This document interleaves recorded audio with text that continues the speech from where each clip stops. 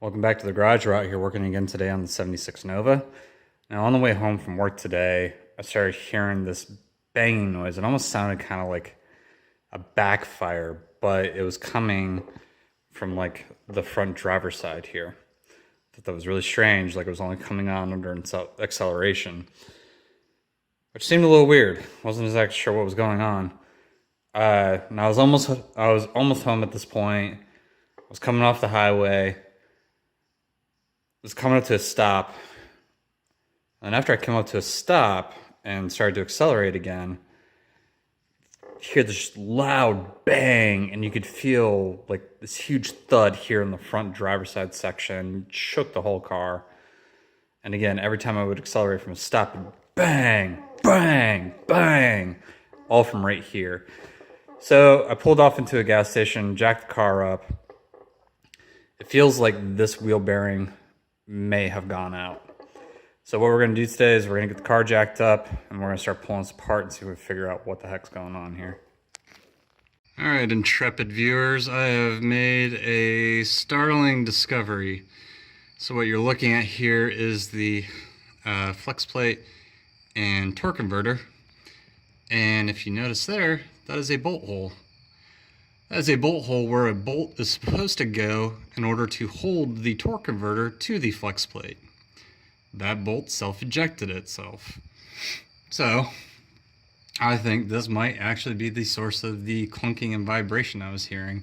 Because basically without that bolt in there that was allowing all this to flex freely, without actually being connected to anything. So, now, that's not to say that that wheel bearing wasn't bad. I mean, I definitely felt movement in the wheel that should not have been there, so that's going to get replaced anyways.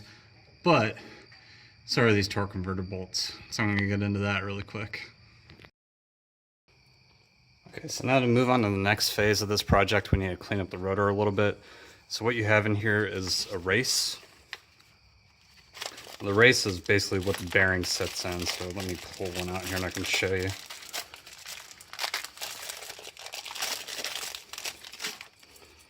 So this is your bearing here, and this is the race. That's basically this part right here.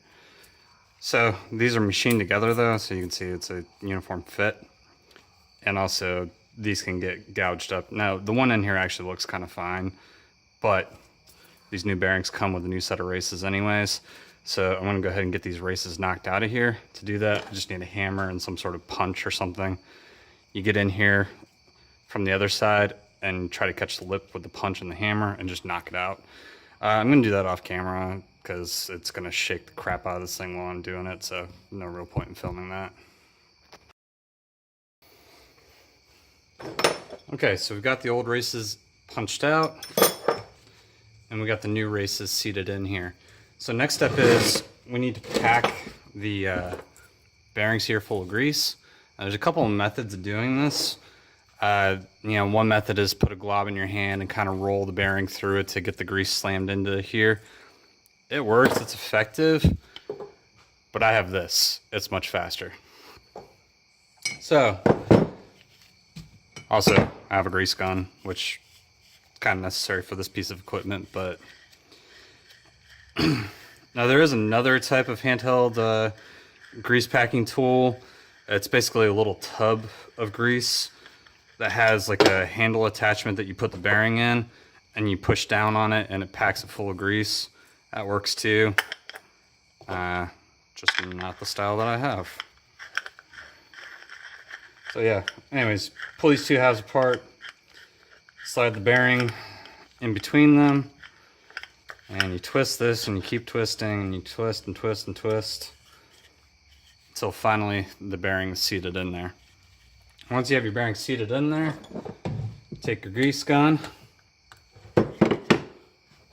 and clean it up first. There we go. All right. Take your grease gun, attach it on the end here, and just start pumping. All right, the biggest trick to this first is make sure your grease gun works.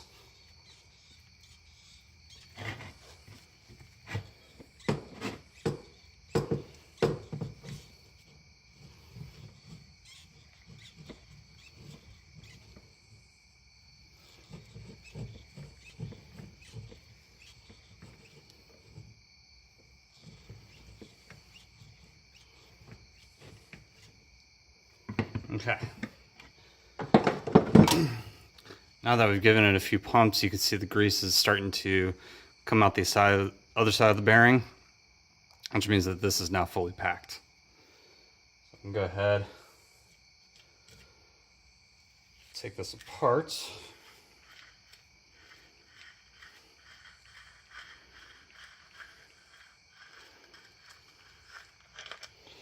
Now when you get pulled apart, you'll notice that there's a lot of leftover grease in here.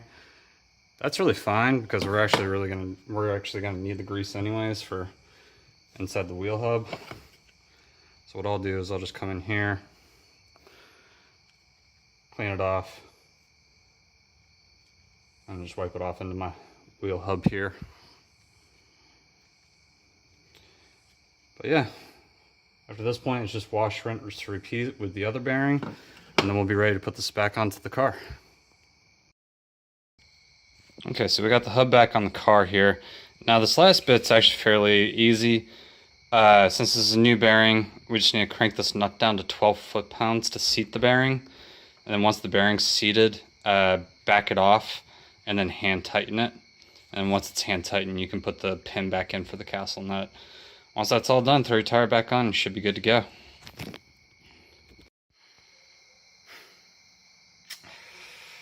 I'm a little defeated at the moment, so I just went for a test drive and I made it to like the next house down before it started making the banging noise again. It's late. I'm gonna call it a night here and jump on this when I have more rest. See you then. Okay, I'm back. It's another day. I've gotten some rest. I've dug in here a little bit to see what's going on here. And I believe that this motor mount is shot. I got in here with a pry bar and put it down here on this clamshell here. Maybe if I get a light.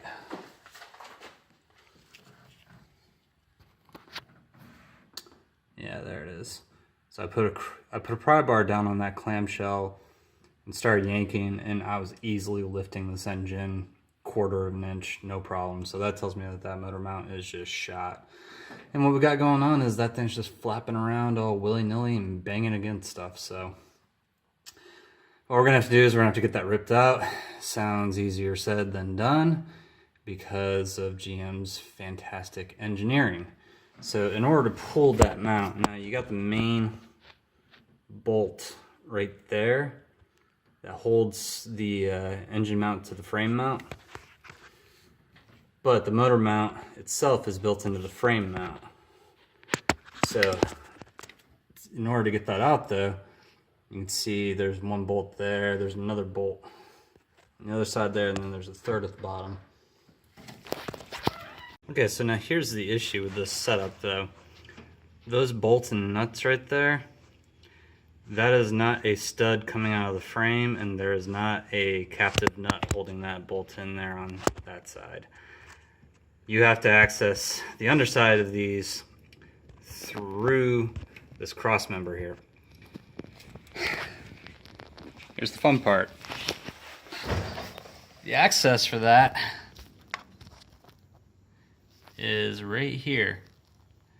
As you can see, there's a lower control arm right in the way.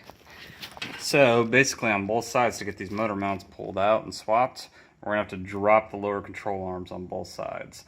What that's gonna entail is taking the shock here out, disconnecting the sway bar here, disconnecting the ball joint on the back side of the knuckle here. That should at least disconnect it on the front side here. Lowering it, getting the spring out. See the spring there.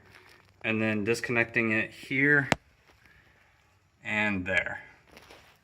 Once you get that disconnected, it should come out, and then through that hole where it is right there again on the cross member, I should then be able to get to the motor mounts, or the bolts for the motor mounts. Now beyond that, when you go to pull those clamshells out, you're going to need to have something supporting the engine, so you want to have a jack with a 2x4 underneath it, or underneath the engine to keep it supported. So anyways, we're going to hop in here and get this all cranked out. Alright, it took a little extra doing, but we're here. We got the front suspension torn apart here. So as you can see on the passenger side, we got our A-arm, all our components here, springs out. That thing sucked. Yeah, so all we got left attached is the spindle and the upper control arm, but those are fine, those can stay. If we come under the car here though, this is what we're working with. So that's the lower bolt for the frame mount for the motor mount. And then if we can get a shot up here, there's one of the other bolts there, and there's the other one kind of hidden off to the side there. So we're gonna get these things soaked down with some PB Blaster, so when we get in there start working on them, they won't really fight us trying to come out. Hopefully, that's the idea anyways. All right, gonna get on it. All right, so we got both motor mounts out. That sucked really bad. I really should have done this when I did the engine swap back at the beginning of the year, but I was lazy and didn't, and I'm paying the price for it right now. As you can see, that is completely hashed. It's the same story over on this one. Anyways, from this point, the instructions say, these have like a little mushroomed metal piece right here that holds this clamshell together. So the instructions say to drill that out, and once you drill that out, this thing should separate, and then from there we can install these pieces.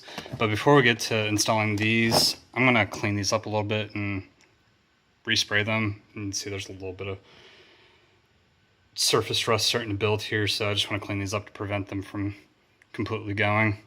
Anyway, so I'm going to take care of that really quick, and then when we get back we'll get the new polyurethane bushings in here, and then we'll get this put back in the car. Alright, a couple of updates for you really quick. Got the frame mount separated, and I just wanted to show you really quick. This is the original engine mount here, and this is the new polyurethane one. This is the energy suspension polyurethane components. Anyways, there's the original ones, there's the new ones. These things are toast. You can see that one's just completely split right there. This was the one that was on the driver's side. So yeah, that one was completely toast. But if we come over here, we've got clamshells getting a coat of primer. Brake calipers are getting a coat of paint. And then our A-arms and our dust shields are getting a coat of paint as well. I mean, they're out of the car right now, so might as well look them, make them look nice and shiny. Alright, we got our clamshells reconditioned. They were turning out really good until I started spraying the clear on it, and it reacted kind of weird. I don't know, whatever. I just need them to not rust. So now at this point, we're ready to get these mounts inserted in here. Now the way this process works is you take your bushing, put it in the clamshell. Now according to the instructions, you can see on this there's a low point and a high point on these tangs here. They have to go in a certain direction. Now the high point needs to face the bottom of the mount, and the way you can tell that is there's this little corner notched out here. This little corner here is supposed to be facing towards the bottom. So when you put this in here, should fit like such. Okay, now the next step in this process, this thing calls for you to put this into a vise, compress it, and take your zip ties and zip tie this thing together so it holds compressed. That way when you go to put your bolts in through here into the frame, you can actually get them down far enough so you can get the nuts on there and start cranking them down. Once you have it cranked down, you can cut the zip ties off after that point. Anyways, we're gonna get working on it. All right, and there's the finished product. So we got both of them slapped together here. I cut the tails off the zip ties. You don't have to do that, but I have limited space in there since the engine's still in the car, so I didn't want that to be the thing that tied me up. Anyways, these are cleaned up, they're looking good. Time to get them slapped back in the car. Holy shit, that sucked. So, it took me Probably about 3 hours since I last saw you. I started off, I put the mounts back in on the cross member down here and tried to lower the engine onto the mounts. Nope, that wouldn't work. So pulled everything back out, attached the mounts to the engine first, and then lowered down. Now here on the passenger side, went in fine, went in like a dream, no problem at all. What I spent roughly another 2 hours on was trying to get that one into place. I don't even know where to begin with how I got that in there. I tried sitting here with the rod on it to slam it down to get it down into position. That didn't work. What I wound up having to do was a combination of taking a bolt, a longer bolt than what these come with, putting it down on the bottom hole to guide it into place, and then using a combination of that and the rod to kind of knock it into place was finally what got it to do the trick. Not all the way. Basically what wound up happening is I got it to a point where I could finally start getting these bolts in and just kind of worked it down from there. I need a beer. All right, suspension is reassembled and we got our brakes back in. Actually went ahead and repainted the calipers here so they look all slick and clean and new. You probably saw that in an earlier shot. I haven't reattached the brakes yet because I actually bought a set of stainless steel lines. If you look at these lines, they're crusty. So they need to be changed anyways, but going stainless steel will give me a firmer brake pedal, so ain't nothing wrong with that. I mean, these are, well, they're not great. I mean, they're the okayest brakes that GM had in the 1970s, so anything I can do to help them out a little bit. I'll give you an idea though. This is the mess I've made getting those damn motor mounts out. So I'm probably going to clean this up before I get back on the car, just so that everything's cleaned up and I have easy access to my tools before I keep moving on. Hey, you might be asking yourself right now, Nick, why am I looking at the rear differential in the car when we were just working on engine mounts? The reason we're looking at the rear differential right now is because I got the engine mounts in, took this thing for a test drive, and our banging noise was still there. So, we're back here now because I think I figured out the source of my issue. If you come in here and take a closer look at my ring gear, you'll notice that there are some teeth missing right here. Not only that, but if we dig in back here at the pinion, come on light, work with me here.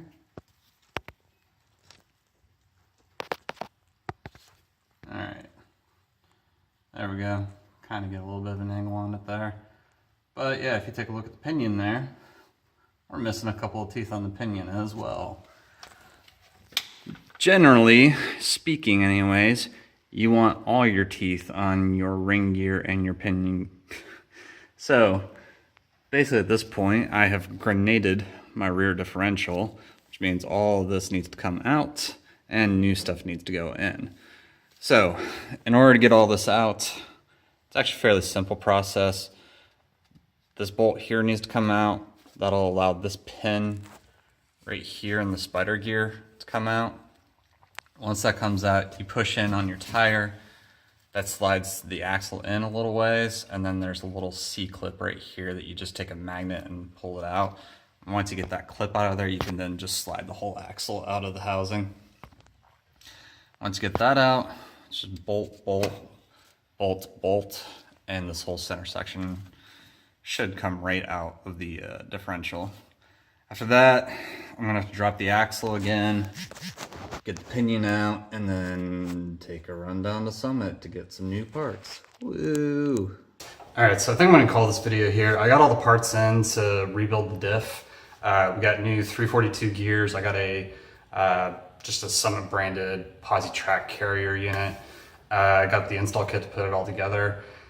I'm probably going to do that in a separate video. It's probably going to be a shorter one because this is going to be my first time building a diff, and there's honestly a lot more videos out there that explain this process better than I can. So I'll probably just do like a quick build video of that going together. Anyways, see you next time.